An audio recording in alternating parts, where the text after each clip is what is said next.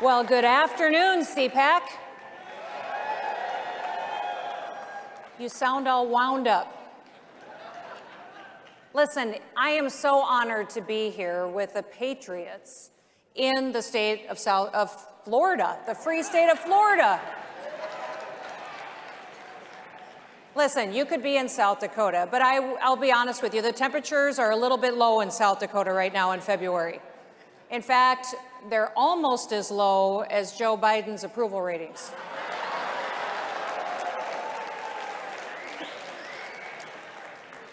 Now listen, in all seriousness, let me start by saying this. Our hearts and our prayers are with the people of Ukraine.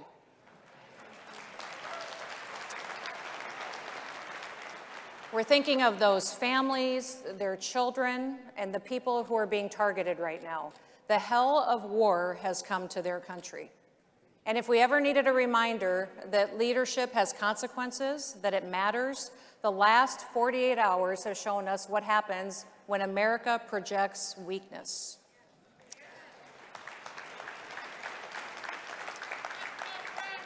That is exactly what President Biden has done. A strong American president, a strong president would put their citizens first, and they would take these actions right away. Number one, they'd start and expedite the Keystone XL pipeline immediately.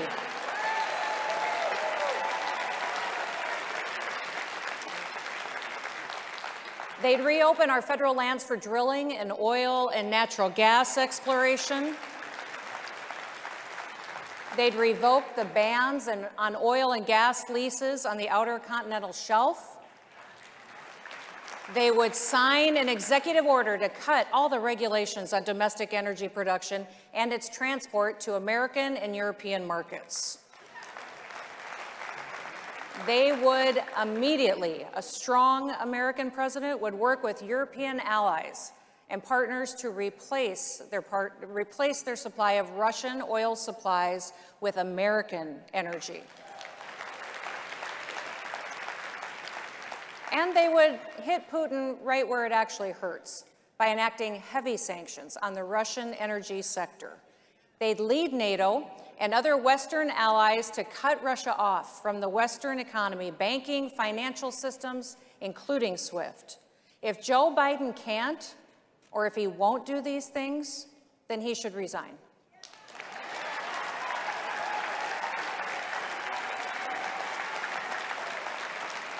He should resign before his weak leadership and poor decision-making drag America back into another needless war.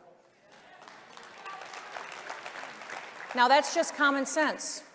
But sadly, almost every major institution in our society today has been compromised against common sense, truth, and freedom. The Democrat Party and their allies in big tech, Hollywood, and the media, well, these experts, they're all the same crew that brought us mask mandates and vaccine mandates. They ignored science. They trampled civil liberty. They preach critical race theory. And they're driving inflation that steals wealth, especially from the poor and the most disadvantaged younger families. Violent crime is surging in cities and disproportionately hurting minority families. And no one should ever forget the disaster in Afghanistan. Despite all these failures, they look down on you. They look down on anyone who thinks for themselves, and yet most Americans agree with you. They're just afraid to say it out loud. Well, conservatives are not afraid. We are going to fight for our country.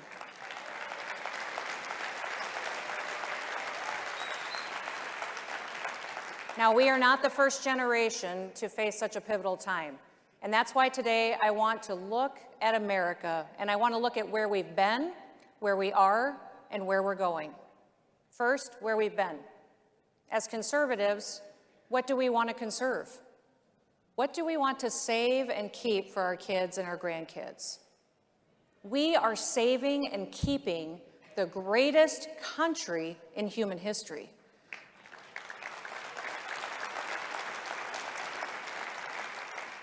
Our founders, they built something that the world had never seen before. They took the best of Western civilization from Jerusalem to Athens to Rome to London. They brought together faith, reason, law, and representative government.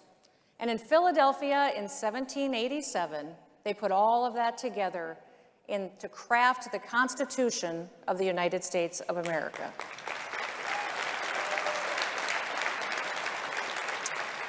They set out a Bill of Rights making clear certain rights could never be infringed on: the right to speak and to assemble, the right to worship, the right to act on those beliefs in the public square, the right to arm ourselves against standing armies, the right to a fair, equitable criminal justice system.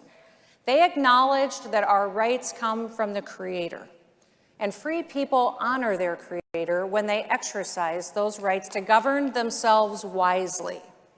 And the founders spelled out exactly where the government gets its power: the people.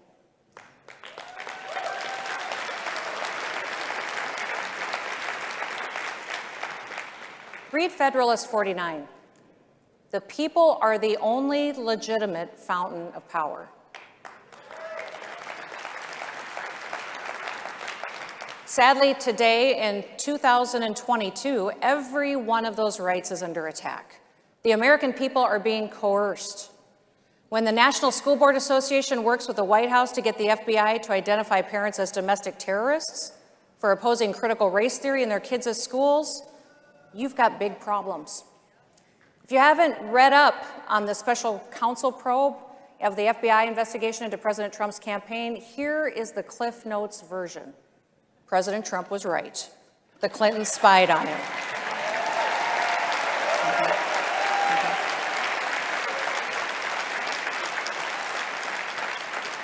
They paid a British spy to spy on the president. And then they paid a tech executive to spy on the president. And we're learning more and more all the time about how they abused our government to try to take down President Trump. Now, every sane America across this country is quietly thinking to themselves, if they can do that to the President of the United States, they can do that to me and to my family. If you think cancel culture is bad right now, wait until they force financial institutions into freezing your account because of something you said on Facebook. It's already happening in the world. And I'm not talking about communist China's social credit system. I'm talking about Justin Trudeau, the Canadian Prime Minister, and the Emergencies Act he passed. Trudeau froze truckers' bank accounts and canceled insurance on trucks. He used anti-terrorism finance laws to cover crowdfunding platforms like Give, Send, Go. And this is why the founders gave us the Constitution in the first place. They knew human nature had a dark side that craves power. In 2020, when most states were shutting down their economies and they were forcing unconstitutional lockdowns, we did something very different in South Dakota. Our state motto is, under God, the people rule, and I followed it.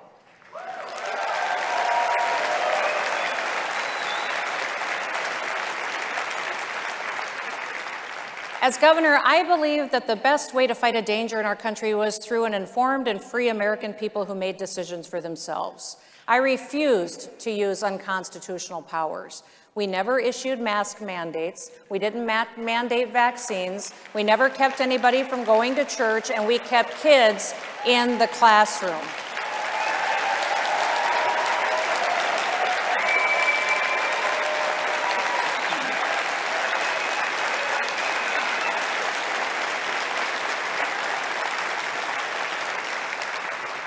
I didn't arrest or ticket or fine a single individual for exercising their basic rights. South Dakota was the only state that didn't even define what an essential business was. Every business is essential.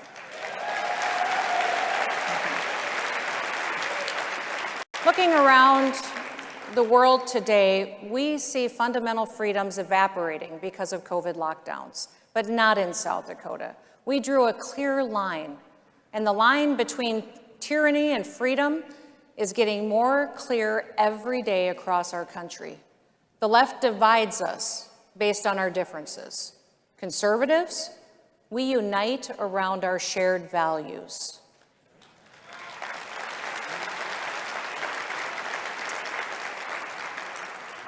The left crushes free speech. Conservatives celebrate free expression. The left says America is racist and that it's evil. Conservatives know America is not the sum of our past mistakes. The left says only an elite class of so-called experts is smart enough to solve our problems. But conservatives know that everyone can contribute and that experts are often the last group who should be put in charge.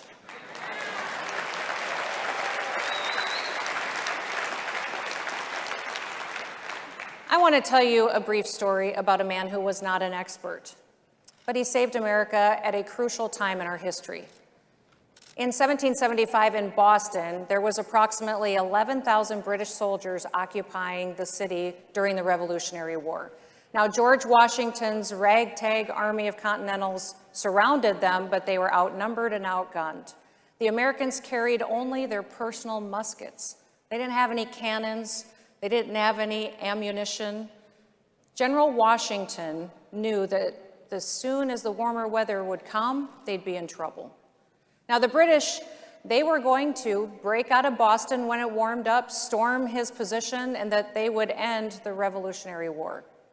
But then a 25-year-old bookseller named Henry Knox came to General Washington with a proposal. Now, Knox had never been in combat, but he had plenty of common sense. He was self-educated in military matters. He sold books for a living, but he read them too. Now, Knox volunteered to lead a group of individuals to retrieve cannons that were recently captured at a fort in New York. Knox and his team traveled to that fort. They disassembled 59 different pieces of weapons. They loaded them onto boats and shipped them 30 miles across Lake George. In fact, the lake froze solid just as they reached the other side.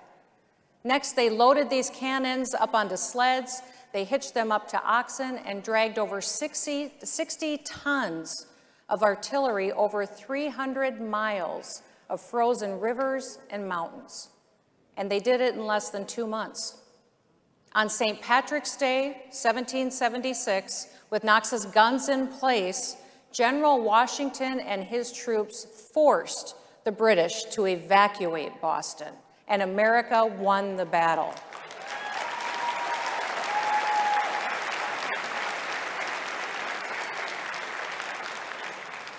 Now that's tough.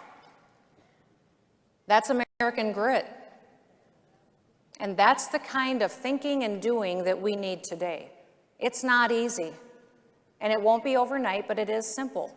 The question is, how much pain are you willing to go through to be free? You are part of a story that began a long time ago. It's the story of human freedom. Many chapters have already been written today, but you are writing a chapter of that story too. And what will it say? What should we do? First, number one, speak the truth. The left lives on lies.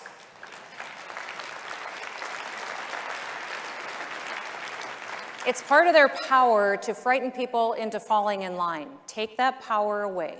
No one in this room is afraid to speak the truth, but we all know people in our lives who are. So I need you to encourage them, strengthen them. Let them know that they are not alone in thinking that. Remind them that there is a reality and a truth still in this world. We can know it and we can live by it. It sets us free and it makes us happy. Second, never give up. We won on mask mandates because people got involved in their communities. And we are going to win on life, first at the Supreme Court and then also in the states.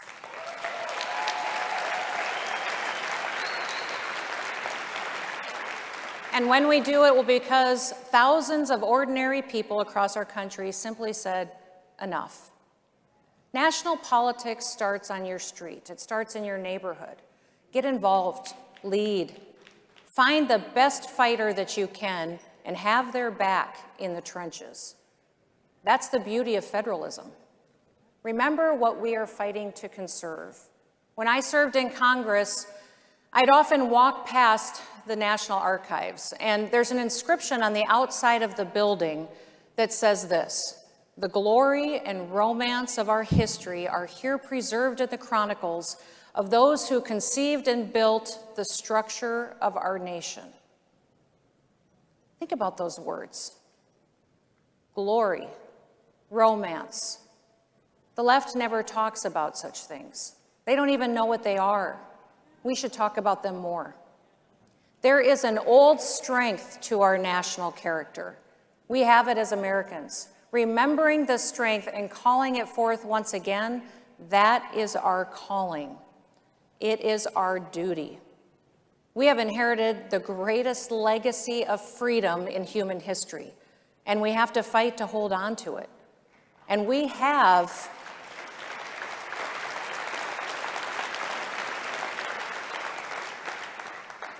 some fantastic fighters, like President Donald Trump.